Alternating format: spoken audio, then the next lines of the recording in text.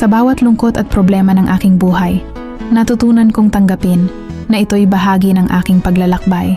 Ang mga pagsubok ay hindi hadlang, kundi hakbang patungo sa mas matibay na version ko. Sa bawat unos, natutuklasan ko ang aking tapang at alam ko, pagkatapos ng lahat ng ito, mas magaan at mas maliwanag ang aking daraanan.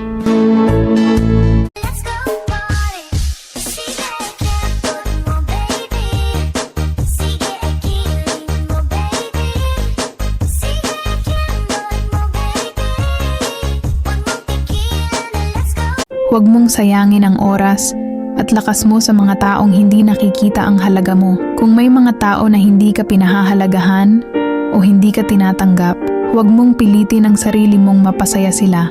Ang buhay ay masyadong maikli para mangarap na magustuhan ka ng lahat.